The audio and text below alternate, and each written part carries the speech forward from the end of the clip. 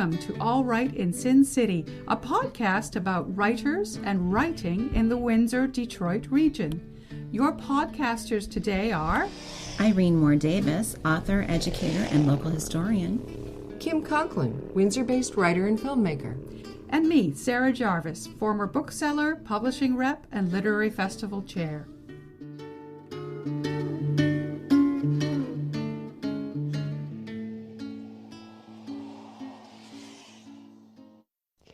This recording takes place online in the area of safe physical distancing. Our featured guest today is Hana Shafi. Hana Shafi is a writer and artist who illustrates under the name of FrizzKid. Both her visual art and writing frequently explore themes such as feminism, body politics, racism, and pop culture with an affinity to horror. A graduate of Ryerson University's journalism program, she has published articles in publications such as The Walrus, Hazlitt, This Magazine, Torontoist, Huffington Post, and has been featured on BuzzFeed India, BuzzFeed Canada, CBC, Flair Magazine, Mashable, and Shameless. Known on Instagram for her weekly Affirmations series, she is also the recipient of the Women Who Inspire Award from the Canadian Council for Muslim Women. Born in Dubai, Shafi's family immigrated to Mississauga, Ontario in 1996, and she currently lives and works in Toronto. Her first book, It Begins with the Body, Book Hug 2018, was named by CBC as a Poetry Book of the Year. Welcome, Hana. Hello. So Hana, your latest work is Small, Broke, and Dirty. Small, Broke, Kind of Dirty, Affirmations for the Real World, and it's published by Book Hug. And we are so excited that you're going to be a guest at this year's virtual BookFest Windsor on October 17th. So you're an author, a journalist, and a visual artist. How do you carve out time for all these endeavors? Do you tend to tackle one project at a time, or can you work on all of them simultaneously? I think sometimes it's kind of simultaneous. I don't do journalism as much anymore. Like I will write an article here or there every now and then, but I mostly focus on the visual art and the book writing stuff for now. So I don't know, I find that I tend to sort of like do everything at once in a very disorganized way. It's not really a great system, but it works for me. What's your writing process? Is there a certain place where you like to write, or is there a particular time of day? I find that my writing process kind of changed during the pandemic, because generally I would leave the house. Like I can't really do work in my apartment because I just get really lazy at home, and like instead of working, I'll just like put on Netflix and take a nap. So I would often like leave the house. I would go to my favorite coffee shop, just like somewhere where I could be removed from my couch and feel a little bit more motivated to do work. And then because of the pandemic, like that, couldn't really happen, couldn't really go anywhere. So I had to change my routine quite a bit and get used to just like writing at home on my couch with like distractions from home around me. And that was a bit of a difficult transition. But I find in terms of like time of day, it's like usually like later in the day. I'm absolutely not a morning person. So it would just like sort of like chaotic random times between mid-afternoon to like late at night. It would kind of be like on and off writing in between all those times. So it was definitely a bit of a chaotic schedule and a very, very difficult transition during the pandemic. Did you have to work to a deadline during the pandemic? Yes. I think when like Toronto went into like a state of emergency, I had a couple of deadlines for the book. But like, I think by then a lot of the book was still written. It was mostly like in the editing phase. So it was, I think the bulk of the work had been mostly produced. So I had some deadlines, but like they weren't, I work a lot better with deadlines, to be honest. If I don't have a deadline, I just won't do it at all. So until someone tells me like, okay, we actually need this by a certain time, I won't actually work on it. So maybe that's part of your journalistic background, you think? How else Yeah. might your journalistic background might have impacted on your literary writing? Well, I mean, in terms of deadline, definitely like wanting to work on a deadline is very much like leftovers from journalism school. Um, and I think the others, like so this book is essays, whereas my first book was poetry. And I actually started doing like personal essays because of being in journalism. I had an internship in my fourth year with this magazine, and it was a really amazing experience for me. And I got to write this really in-depth personal essay for the magazine, and that ended up getting nominated for a national magazine award. So I kind of felt like, oh, like this is something that I'm good at, and this is like for me, I realized that personal essay was actually a very effective way of storytelling. And I found that even when I saw journalists that I really like looked up to writing personal essays, I felt a very deep connection to them when I would read those, and they would be tackling issues that affected a lot of different people. It's not like you're just reading an anecdote that's like totally random. There's always kind of a bigger connection. And so I realized that was a really effective way of talking about an issue, but also like intimately connecting with people. And so after I sort of like stopped pursuing a full-time career in journalism and kind of started focusing on art and doing a little bit of journalism, like a little bit of essay writing here and there, just freelance. And so when I had the idea for this book, I knew I really wanted to get back into that essay writing. Like I had missed doing it a lot. So I kind of got to tap into that voice that I was writing in years prior that I had sort of set aside when I was writing my poetry book. What is it that you like about the act of writing an essay? What is it that you get out of it as a writer? There's something very fulfilling about it. Like when I was writing poetry, one of the things I struggled with a lot was like removing that journalistic voice that wants to explain everything. And I had to kind of start embracing the abstract a bit more, and that was very hard for me. But one of the things I love about essay writing is like you have like all the room in the world to enrich it with detail. And that's not to say that you should like ramble or use more words than you need to, but there is something like very just vibrant and enriching and intense about essay writing, about getting to really like dive into a story. And I find for me the essay writing was more natural for me because I generally just like telling stories, like vocally telling stories, like with my friends and family. That was like always like when I would like tell stories to my parents about like, I don't know, weird things that happened at work or in my day, my dad would always encourage me to write them down. He was like, you know, the way that you're like orating the story, he's like, write it down, like write it like this, because he always believed that like telling a great story was this incredibly powerful thing. And so there's something about essay writing that just captures that immediately for me. The reviews for your new book, Small, Broke, and Kind of Dirty, have been stellar. It's a book of affirmations in a non-traditional sense, dealing with body politics, pop culture, racism, feminism, and other things. What was your inspiration for writing this book? So I have my affirmation art series.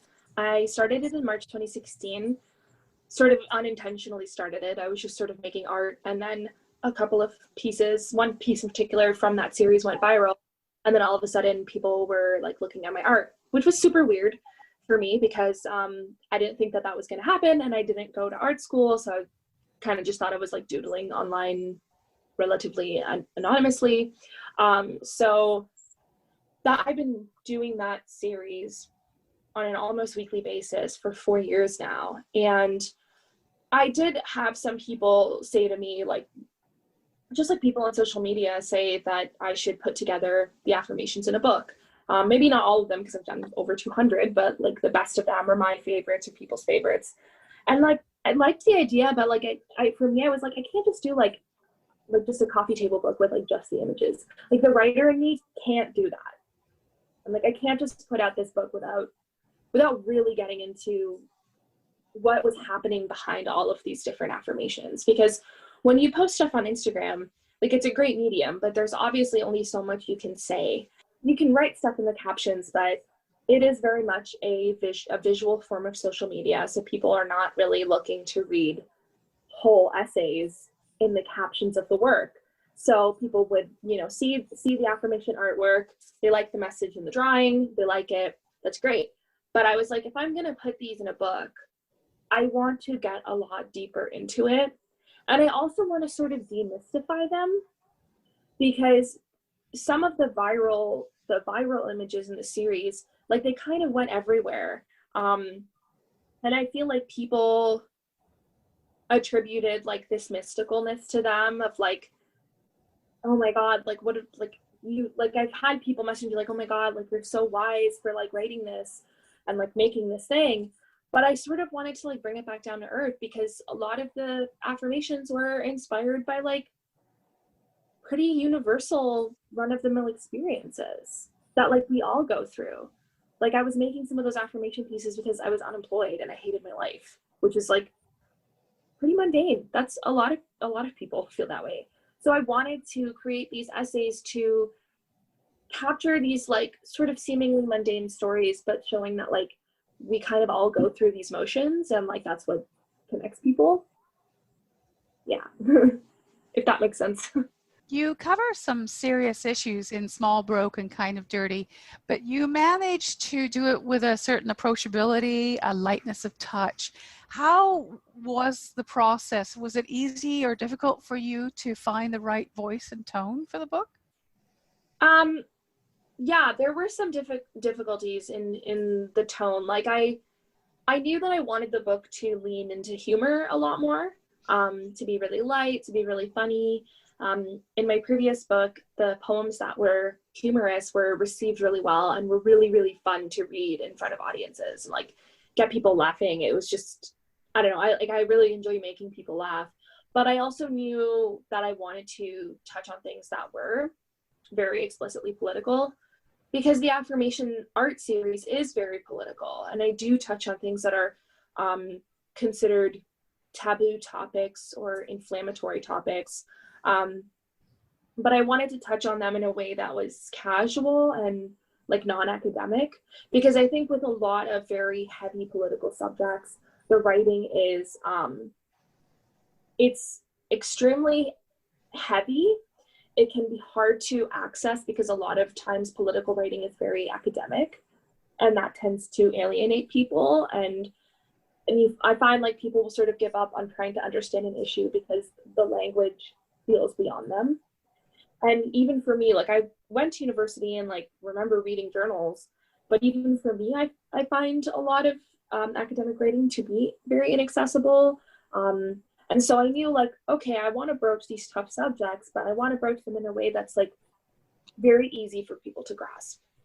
And that's rooted in actual real life examples. So for example, in the one essay that I wrote about being pro-choice, I referenced a particular story in which I was part of like a pro-choice counter protest, because like I wanted all these sort of big issues that are hard to touch to be grounded in these specific small events. Like it was just a little pro-choice counter protest at a university campus, but it's connected to this massive issue about reproductive rights. So I find like when you ground it in these little things, it's easier for people to get a hold on the difficult subject matter. So who are you talking to? Who are you hoping to reach most with this book? I think other millennial women. I do really like the idea of youth reading it as well. I think that would be super cool if I could like connect with youth that way. And I know that my previous book was used in a couple of high school curriculums, and I got some messages from teachers about students who like their book, and that was really cool. But I think that the main audience is definitely like women in their 20s to mid to late 30s, because that's sort of like my generation group. And I think that's definitely who will relate to it the most, especially because some of my pop culture references in the book probably seem dated to today's youth, because I reference like TV shows and stuff that are no longer even running anymore. So yeah, so definitely like women in my age group, but also especially racialized women. I mean, I'm writing as a brown girl and as someone who's an immigrant to this country, and I want other women of color, especially young brown girls, to be able to see that brown women have narratives beyond suffering and trauma, that we also have very joyful and playful narratives. And I think that's really important for, especially for young racialized women, to be exposed to that, and to be exposed to the idea that racialized women can have futures beyond trauma and can have futures that are filled with hope and possibility. Excellent. So what's your next project? Oh, I don't know. I think I want to do another poetry book again. I kind of have sort of an idea for it, but it's here and there. So I definitely think I want to like sort of do almost like a follow-up to It Begins with the Body, but it also depends how things go with this book. You know, this is my first time putting out a book of essays, and I have no idea how it will be received. And I especially have no idea how it will be received during a pandemic, where so many book events are virtual. Like, even I'm planning my book launch right now and it's virtual, and that's a completely different thing for me. And so I want to see how this gets received. I want to see, like, hey, should I continue writing essays? But I definitely think there's like a part of me that's nostalgic for writing poetry again. Would you like to read something for our listeners?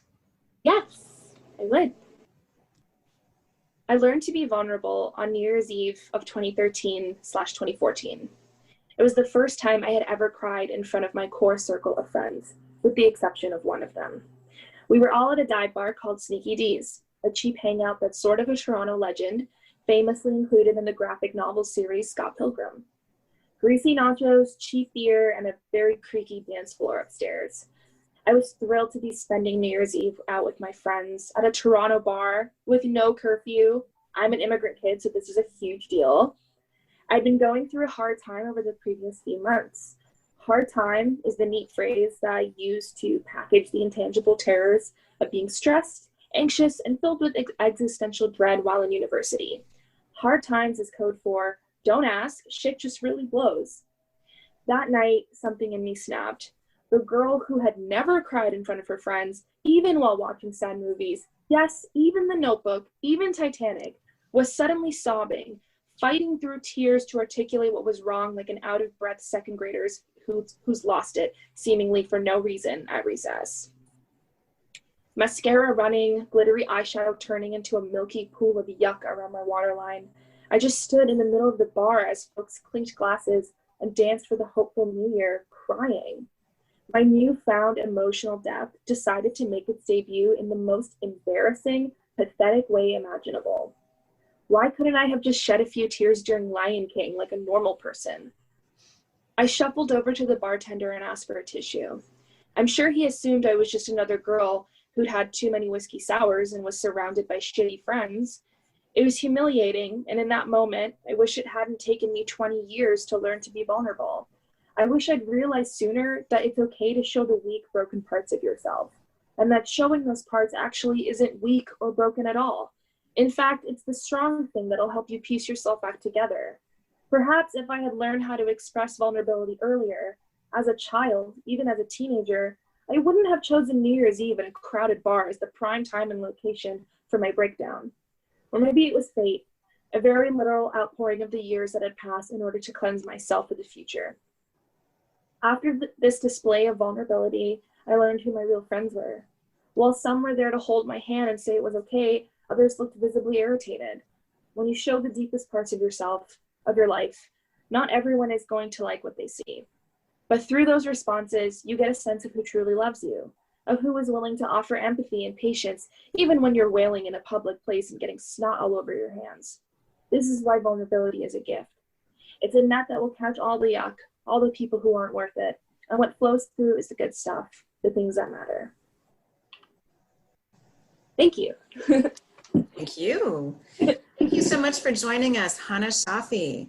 So your latest book is Small, Broken, Kind of Dirty, and we are so looking forward to seeing you participate in this year's BookFest Windsor Festival du Livre, which will be held virtually October 15th to 18th, and we hope lots of our listeners can join us there too. Yes, I'm very excited. Thanks for joining us. Look for more episodes of All Right in Sin City wherever you listen to podcasts, or check out our website, allrightinsincity.com. For information and announcements of new podcasts, sign up to our email list or follow us on Facebook and Twitter.